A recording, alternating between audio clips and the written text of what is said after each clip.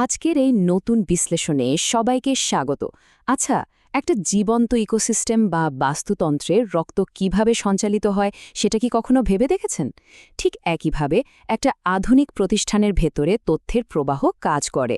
এই তথ্যের আদান প্রদানই হলো একটা প্রতিষ্ঠানের আসল প্রাণশক্তি। সঠিক তথ্যের প্রবাহ ছাড়া কিন্তু কোনো কাঠামো টেকে থাকায় একদম অসম্ভব। তো এখান থেকে একটা খুব স্বাভাবিক প্রশ্ন মাথায় আসতে পারে, তাই না? একটি প্রতিষ্ঠানের ভেতর দিয়ে তথ্য আসলে কিভাবে যাতায়াত করে? এটা কি শুধু ওপর থেকে নিচে নেমে আসে, মানে শুধু বসরা নির্দেশ দেয় আর কর্মীরা শোনে, নাকি এর অন্য কোনো দিকও আছে? আমরা অনেকেই হয়তো ভাবি যে তথ্য শুধু একমুখী, কিন্তু বাস্তবতা আসলে অনেক বেশি ইন্টারেস্টিং। চলুন আজকের এই আলোচনায় আমরা এই প্রশ্নের উত্তর খুঁজি আর পুরো সিস্টেমটার পেছনের বিজ্ঞানটা একটু বোঝার চেষ্টা করি। ওকে, তাহলে আজকের আলোচনার মূল বিষয়গুলো একটু এক নজরে দেখে নেওয়া যাক। ১. যোগাযোগের গতিপথ ম্যাপ করা। ২. ডাউনওয়ার্ড বা নিম্নমুখী যোগাযোগ। ৩. আপওয়ার্ড বা ঊর্ধ্বমুখী যোগাযোগ। ৪. ল্যাটারাল বা সমান্তরাল যোগাযোগ। এবং সবশেষে ৫. গ্রেপভাইন বা আঙ্গুরলতার ক্ষমতা। চলুন সরাসরি মূল আলোচনায় ঢুকে পড়া যাক। ১ নম্বর পয়েন্ট, যোগাযোগের গতিপথ ম্যাপ করা। কমিউনিকেশন ফ্লো বা যোগাযোগের গতিপথ বলতে আসলে কি বোঝায়? সহজ কথায়, আধুনিক প্রতিষ্ঠানে তথ্য প্রধানত তিনটি সুনির্দিষ্ট পথে যাতায়াত করে: ডাউনওয়ার্ড বা নিম্নমুখী, আপওয়ার্ড বা ঊর্ধ্বমুখী এবং ল্যাটারাল বা সমান্তরাল। এই পথগুলো একদম ঠিকঠাক কাজ করাটা একটা প্রতিষ্ঠানের স্বাস্থ্য আর সফলতার জন্য একেবারেই অপরিহার্য। সত্যি বলতে কি, এই তিনটা দিকে যারা ব্যালেন্স করতে পারে তারাই সফল হয়। ২ নম্বর, ডাউনওয়ার্ড বা নিম্নমুখী, রূপকল্প বা ভিশন পরিচালনা। একদম শীর্ষ ব্যবস্থাপনা থেকে সাধারণ কর্মীদের কাছে তথ্য আসলে কিভাবে পৌঁছায়, এর বেশ কিছু মাধ্যম আছে। যেমন ধরুন, আন্তঃঅফিস মেমো বা স্টাফ মিটিংয়ের মতো ফর্মাল মাধ্যম তো আছেই। আবার কোম্পানির নিউজলেটার বা পে এনভেলপের ভেতরে থাকা ছোট্ট চিরকুটের মতো সংক্ষিপ্ত মাধ্যমও কিন্তু ব্যবহার হয়। এমনকি খুব জরুরি কিছু হলে পাবলিক অ্যাড্রেস সিস্টেম বা মাইকিংও করা হয়। মানে পরিস্থিতি যেমন, যোগাযোগের মাধ্যমও ঠিক তেমনই হয় আর কি। এখন এই স্লাইডের সবচেয়ে ইন্টারেস্টিং বিষয়টা একটু খেয়াল করুন। 62.5%। গবেষণায় দেখা গেছে ঠিক 62.5% কর্মীর কাছে ওপর থেকে আসা নির্দেশ বা নিম্নমুখী বার্তাগুলোর ক্ষেত্রে সবচেয়ে বড় কনসার্ন হল অস্পষ্টতা।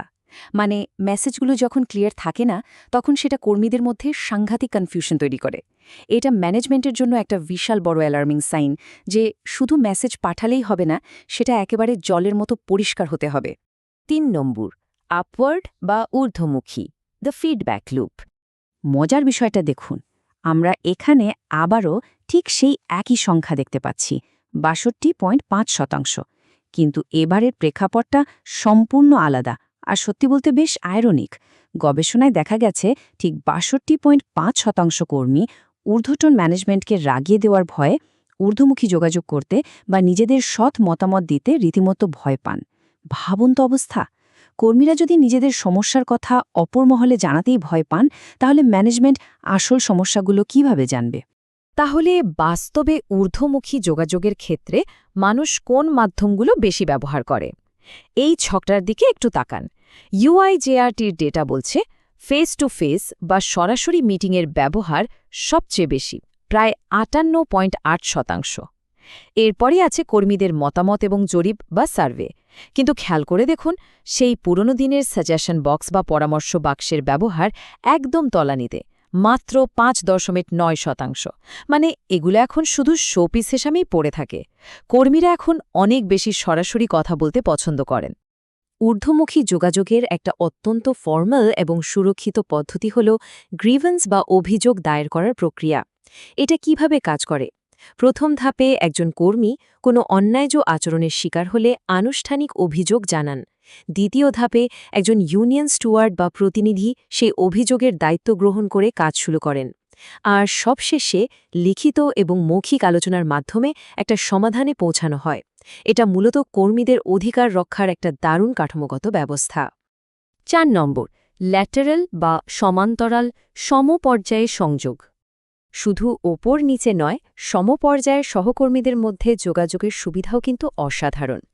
এটা শুধু যে কাজের গতি বাড়ায় বা মূল্যবান সময় বাঁচায় তা নয়, বরং বিভিন্ন ডিপার্টমেন্টের মধ্যে কাজের সমন্বয় করা এবং দ্বন্দ্ব বা কনফ্লিক্ট কমাতেও এর ভূমিকা বিশাল।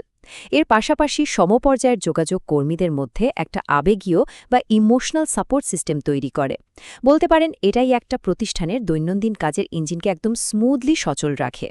৫ নম্বর, গ্রেপ ভাইন বা আঙ্গুর লতার ক্ষমতা।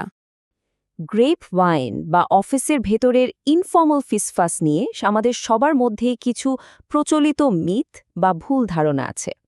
অনেকেই মনে করেন এটা বোধহয় শুধুই কিছু ক্ষতিকর, বিদ্বেষপূর্ণ পরনিন্দা বা স্রেফ গুজব।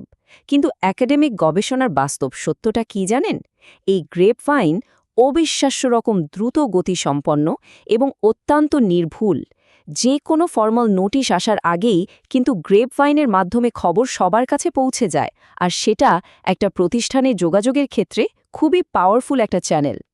এই চমৎকার উক্তিটি আমাদের অনেক কিছু শিখিয়ে দেয়। স্মার্ট ম্যানেজাররা কখনোই এই ইনফর্মাল নেটওয়ার্কের সাথে যুদ্ধ করেন না বা সেটা বন্ধ করার চেষ্টা করেন না, বরং তারাই তাকে একটা ব্যারোমিটার বা পরিমাপক হিসেবে কাজে লাগান। ধরুন নতুন কোনো নিয়ম আসতে যাচ্ছে, তখন এই গ্রেপভাইন থেকেই ম্যানেজমেন্ট আগেই বুঝে যায় যে কর্মীরা ব্যাপারটা কিভাবে নেবে। এটা আসলে প্রতিষ্ঠানের ভেতরের সেন্টিমেন্ট বোঝার একটা দারুণ উপায়। আমরা আজকের এই আলোচনার একদম শেষ পর্যায়ে চলে এসেছি। যাওয়ার আগে সবার ভাবনার জন্য একটা প্রশ্ন রেখে যেতে চাই। এই যে এখন আমরা পুরোপুরি ডিজিটাল আর রিমোট কাজের পরিবেশে অভ্যস্ত হয়ে যাচ্ছি, এটা কিভাবে যোগাযোগের এই ঐতিহ্যবাহী নিম্নমুখী, ঊর্ধ্বমুখী এবং সমান্তরাল পথগুলোকে একেবারে স্থায়ীভাবে বদলে দিতে পারে? এই রিমোট যুগে গ্রেপ ভাইন বা অফিসের আড্ডাগুলো কি তাহলে পুরোপুরি ভার্চুয়াল হয়ে যাবে? বিষয়টা সত্যি ভাবার মতো, তাই না? আশা করি আজকের এই আলোচনা তথ্যের ইকোসিস্টেম বুঝতে আপনাদের দারুণভাবে সাহায্য করেছে। আজ তাহলে এখানেই শেষ করছি।